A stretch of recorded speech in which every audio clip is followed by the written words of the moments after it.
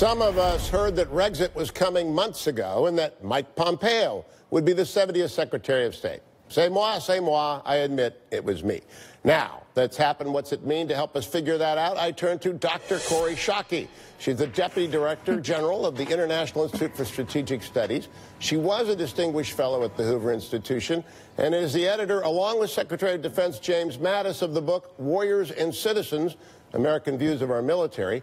Kori Schake has served in various policy roles, including at the White House National Security Council, at the Department of Defense, for the Office of the Secretary and Joint Chiefs of Staff, and the State Department for the Policy Planning Staff. During the 2008 presidential election, she was Senior Policy Advisor on the McCain-Palin campaign. Her recent publications include Safe Passage, the transition from British to American hegemony, and Republican Foreign Policy after Trump. She's kind enough to join us from London this morning. Dr. Schake, welcome. It's always a pleasure to talk to you. Thanks for staying with us today. It is so great to be with you, Hugh. Let's go immediately to what it means. Mike Pompeo is the hawk. Secretary of Defense Mattis, your co-author, is now the not hawk. Are they going to get along in the cabinet? Well, I wouldn't presume to speak for the Secretary of Defense, Hugh, but my confidence is that both soon-to-be Secretary Pompeo and Secretary Mattis are both professional enough to be able to do their jobs serving the American public and serving President Trump well and easily. What was the biggest problem with Rex Tillerson from your point of view as a specialist in that department, having worked in that department? I think there were three problems for Secretary Tillerson. The first is that he never seemed to find a wavelength in which to get along with his boss.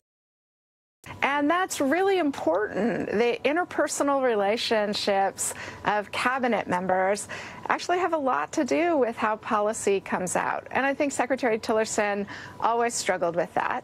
The second thing is that you know, everybody needs a voter base, and Secretary Tillerson set sail on a revision of the State Department that he spent an entire year thinking about and admiring the problem, rather than getting it done, moving forward, giving a sense of clarity to the undertaking, and getting his staff behind him and supporting him. And the third thing I think that was problematic for Secretary Tillerson is actually the president's fault, which is there are a lot of inherent contradictions in President Trump's approach to problems.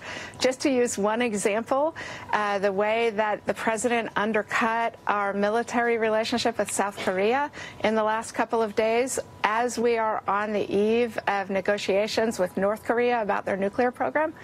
And I think that would make the job hard for every Secretary of State, the inherent contradictions, but Secretary Tillerson not having a strong base of support in the department up and running and behind him and working to advance his policies, and never establishing the kind of relationship with the president that would help him get done things that the president wants to get done in ways consistent with how the president wants them to come out. Now, Kori Schake, you mentioned that Rex Tillerson made an organizational chart, and he never filled it in. He just stared at it for a year. There are a lot of empty boxes. You've got some professionals like Brian Hook who are there, who are well admired by everybody in the conservative movement and in the professional diplomatic community. But you've got empty boxes like the Undersecretary for Management, the Deputy Secretary for Strategic Arms Control Discussions. You've got Assistant Secretaries for East Asia who don't have support on the Hill. Does Pompeo get to bring his people, in your view? How important is it that he be allowed to go and recruit a gym talent, that he be allowed to go and find people who might not be on the frontier of pro-Trumpism over the years? Well, it's certainly important for any secretary to be able to surround themselves with a team that they feel gets them, has their confidence, is working to advance their agenda. But recall Secretary Gates went into the Pentagon with, what, 1 or 2 people, and was a terrific Secretary of Defense. I think the challenge is less, how do I parachute in with a team, than how do I get this entire large organization working in support of my objectives and my priorities. And Secretary Pompeo, I think, will be very good at that.